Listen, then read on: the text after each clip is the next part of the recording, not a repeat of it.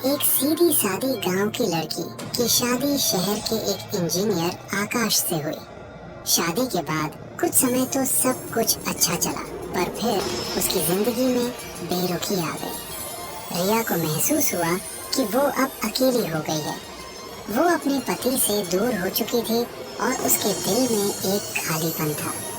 रिया का मन बहुत उदास था क्योंकि उसे लगता था कि आकाश अब उससे पहले जैसा प्यार नहीं करता। वो अपनी माँ को याद कर रही थी। तभी उसे पीछे मुड़ते ही आकाश दिखा, जो ऑफिस से आ चुका था। आकाश, तुम हाथ मुंह धो लो, फिर हम साथ में खाना खाएंगे। नहीं रिया, मैं खाना खा के आया हूँ। मुझे कुछ काम है, तुम जाकर सो जाओ। रिया उदास होकर अपने कमरे में चली गई। आकाश ड्राइंग रूम में बैठा था और रिया बिस्तर पर लेटी कुछ सोच रही थी। उसे नींद नहीं आ रही थी। तभी उसने आकाश की फुसफुसाहट सुनी। वो चुपके से दरवाजे के पास आई और देखा कि आकाश फोन पर बात कर रहा था। मैंने तुम्हें कितनी बार मना किया है कि मुझे घर पर मत बुलाया करो। हम रोज दिन में मिलते हैं। अगर रिया को पता चल गया तो अच्छा नहीं होगा। अच्छा, मैं फोन रखता हूँ। हम कल तुम्हारी पसंदीदा जगह पर मिलेंगे। आकाश, तुम किससे बात कर रहे थे? ये सब क्या हो रहा है? रिया, तुम सो रही थी ना? वो मेरे किसी क्लाइंट का फोन था। मैं बस आ ही रहा था। चलो सो जाते हैं। मैंने तुम्हारी सारी बातें सुन ली हैं। तुम मेरे साथ ऐसा कैसे कर सकते हो? मैंने क्या किया? मुझे तुम पर पहले से ही शक था। मुझे लगा था तुम सुधर जाओगे, पर नहीं, तुम कभी नहीं सुधर सकते। बस आकाश, बहुत हो गया। अब मैं तुम्हें बर्दाश्त नहीं कर सकती। तुम मुझसे ठीक से बात तक नहीं करते। तुमने कभी जानने की कोशिश नहीं की कि मेरे मन में क्या चल रहा है। पर मैंने तुमसे कभी शिकायत नहीं की। लेकिन अब तो तुमने सारी हदें पार कर दी हैं। मैं जा रही हूँ। तुम्हें मेरी कोई परवाह नहीं है। तो फिर मैं यहाँ क्यों रहूँ? तुम अपनी प्यारी के पास जाओ। मैं तो हमेशा के लिए जा रही हूँ। पर रिया, बाहर बारिश हो रही है। ऐसे में तुम कहाँ जा रही हो? मेरी बात सुनो रिया। रिया ने अपना बैग उठाया और घर से निकल गई। आकाश ने उसे रोकने की कोशिश नहीं की। वो बस उसे जाते हुए देखता रहा। तेज बारिश हो रही थी और बिजली कड़क रही थी। रिया बारिश में भीगती हुई सड़क पर चल रही थी। वो बस स्टैंड पर रुकी और बस का इंतजार करने लगी। वो सोचने लगी, क्या मैंने घर से निकलकर सही किया? मुझे इस तरह रात में अकेले नहीं निकलना चाहिए था। तभी एक ऑटो वाला उसके पास आकर रुकता है।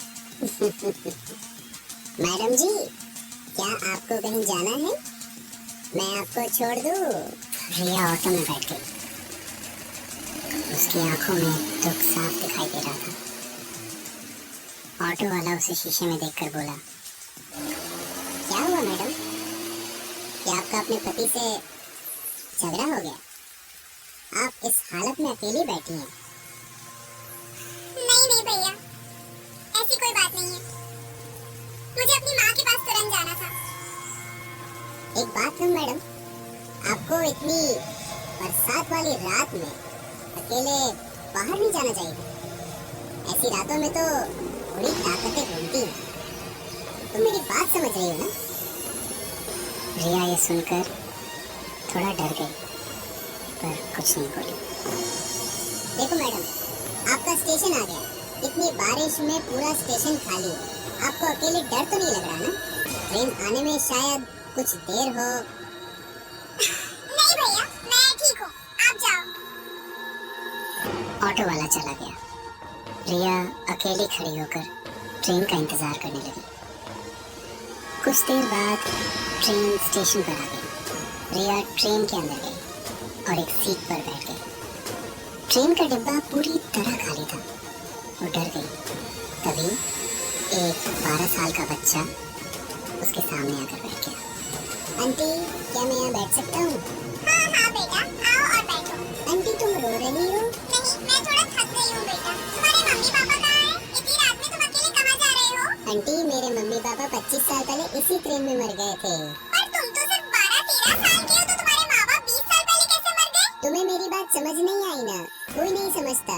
आंटी क्या तुम मेरी माँ बनोगी? तुम मेरी माँ बनो, फिर तुम हमेशा मेरे साथ रहोगी।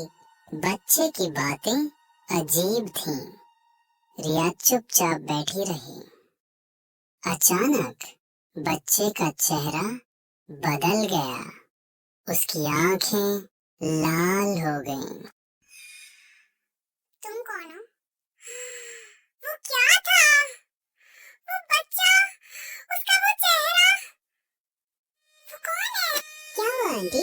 तुम डर क्यों रही हो? तुम्हें क्या हुआ? अब आओ मेरे पास बैठो। मुझे अकेले डर लग रहा है।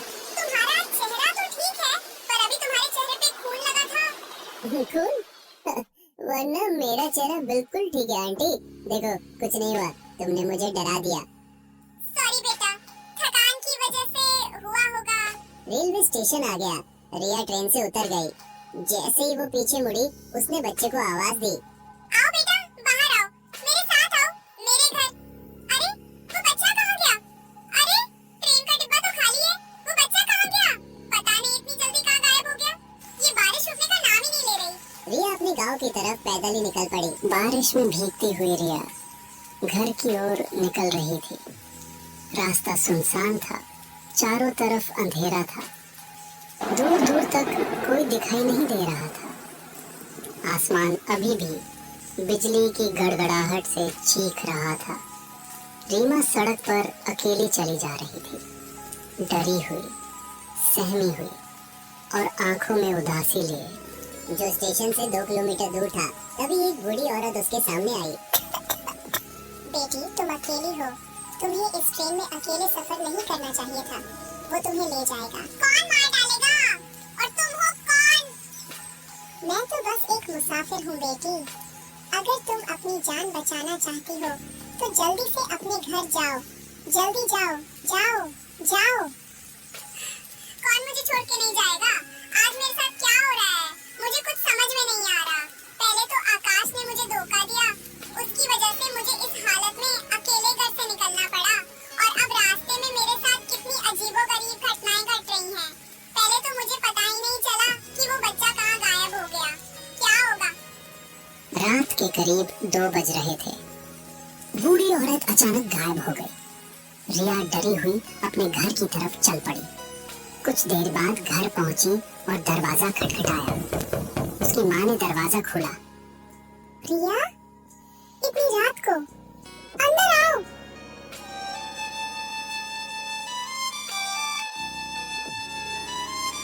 क्या हुआ रिया? तुम कहाँ थी? तुम अकेली हो? हाँ माँ, मैं अकेली आई हूँ। तो रात में क्यों? तुम्हें पता नहीं, इस हालत में रात में अकेले बाहर जाना ठीक नहीं है। आजकल हालात ठीक नहीं है बेटा। एक बात बताओ, रास्ते में कोई मिला क्या? नहीं माँ, बस ट्रेन में एक बच्चा मिला था। क्या बच्चा है? हे भगवान, तुम उस ट्रेन से आई हो। रिया, इस गांव के अलावा यहाँ रात में कोई ट्रेन नहीं आती। जिस ट्रेन से तुम आई हो, वह एक छलावा है। क्या कह रही हो? छलावा है माँ? मैं तो पहले से ही परेशान हूँ। चुप हो जाओ, जल्दी से मेरे साथ आओ। क्या हुआ माँ? बताओ ना। कोई सवाल मत पूछो, मैं तुम्हें बाद में सब बता दूंगी। अब तुम मेरे साथ आओ। रिया की माँ उसे खींचकर घर के अंदर ले गई और उसके हाथ पर बजरंग बली का धागा बांध दिया। ये धागा बजरंग बली का है। जब तक ये तुम्हारे हाथ में है, ये तुम्हारा कुछ नहीं बिगाड़ सकता। अबे कौन माँ? तुम किसकी बात कर रही हो? मैं तुम्हें सब कुछ बता दूंगी।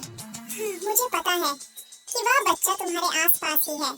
वह तुम्हारे साथ आया है, लेकिन वह इस धागे की ताकत से डरता है। अगर वह तुम्हारे पास आने की कोशिश भी करेगा, तो जल कर राख हो जाएगा।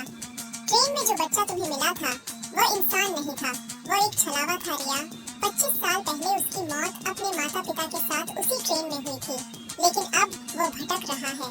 वह किसी दुखी और अकेली औरत को अपने साथ ले जाता है, उसे अपनी माँ बना लेता है। माँ, कैसी दयनीय बातें कर रही हो? ये सब बेकार की बातें हैं। वो बच्चा कितना मासूम था। रिया, तुम नहीं जानती, वो तो ठग बन गया है। वो महिलाओं को अपने मीठे जाल में फंसाकर उनकी जान ले लेता है। तुम उसके जाल में फंस गई हो। होश में आओ। देखो, चाहे कुछ भी हो जाए, ये धागा अपने हाथ से मत हटाना, वरना अनर्थ हो जाएगा। तुम मेरी इकलौती बेटी हो रिया। माँ, चिंता मत करो, ठीक है? मैं जैसा कहूंगी वैसा ही करूंगी। अब तुम सो जाओ, सुबह बात करेंगे। रिया और उसकी माँ सो गईं। रिया को नींद नहीं आ रही थी। तभी दरवाजे पर दस्तक हुई। अरे, इतनी रात को दरवाजे पर कौन है? जरा जाकर देखूं। रिया दरवाजा खोलती है और देखती है कि वही बच्चा दरवाजे पर खड़ा है। आंटी, मुझे बाहर बहुत ठंड लग रही है, मैं भीग गया हूँ, मुझे अंदर आने दो। हाँ, हाँ, अंदर आओ।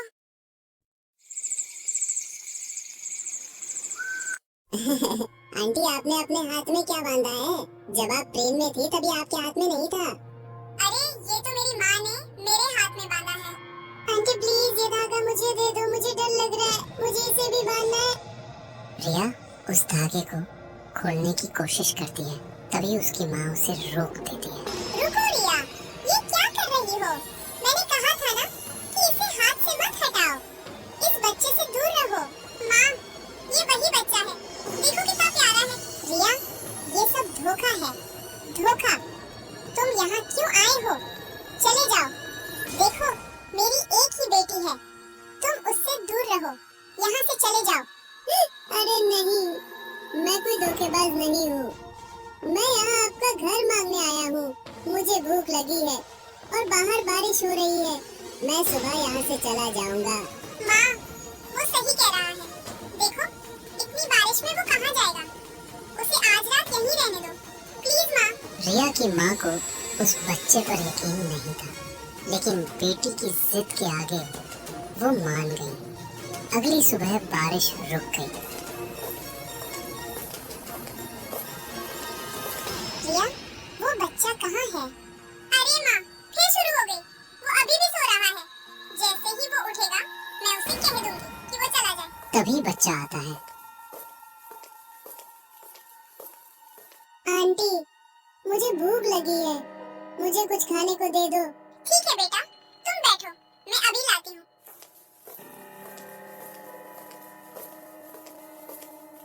रिया की माँ उस पर कड़ी नजर रख रही थी।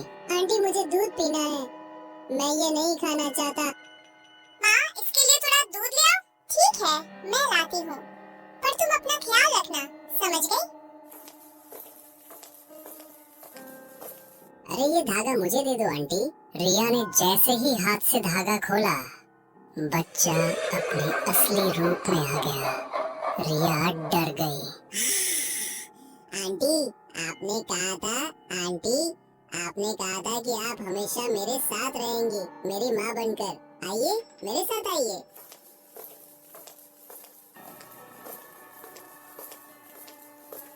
नहीं, रुको, मेरी बेटी को छोड़ दो। उसने तुम्हारा क्या बिगाड़ा है? मुझे तो पहले ही पता था कि तुम वही धोखेबाज हो। आखिर तुम्हें क्या चाहिए? मुझे मेरी माँ चाहिए आंटी। मैं अपनी माँ को लेने आया हूँ, उन्होंने मुझसे वादा किया था। उसकी आवाज अब एक बच्चे की नहीं, बल्कि एक बूढ़ी और कर्कश औरत की तरह लग रही थी। कमरे में अचानक ठंडी हवा बहने लगी और दीवारों पर लगी तस्वीरें हिलने लगी। माँ, ये क्या हो रहा? चुप रहो, इसे अपने पास मत आने देना। ये एक बुरी आत्मा है रिया, इसने कई औरतों को धोखा दिया है। आओ मेरी बच्ची, अब तुम्हें कोई दुख नहीं होगा, हम हमेशा साथ रहेंगे। उसका हाथ धूम जैसा लग रहा था और उसकी उंगलियां लंबी और नुकीली थीं। रिया डर से अपनी आंखें बंद कर ली। उसकी माँ ने जोर से बजरंग बली का नाम लिया और घर में रखा गंगा जल उस आत्मा पर छिड़क दिया। ये क्या है? तुम मुझे जला रही हो। गंगा जल पड़ते ही उस आत्मा के शरीर से धुआं निकलने लगा और वो पीछे हटने लगा। उसकी आंखें अब जलते हुए कोयले की तरह लाल थीं। निकल जाओ यहाँ से। मेरी बेटी को अकेला छोड़ दो। तुम्हारा यहाँ कोई ठिकाना नहीं है।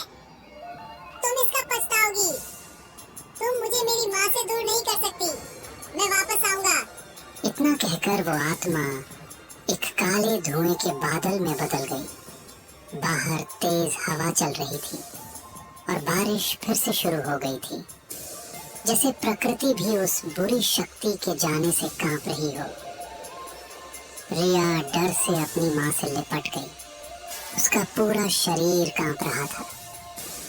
उसकी माँ ने उसे कसकर पकड़ लिया और उसके माथे पर प्यार से हाथ फेरा। डरने की कोई बात नहीं है रिया, वो चला गया। बजरंग बली हमारे साथ हैं।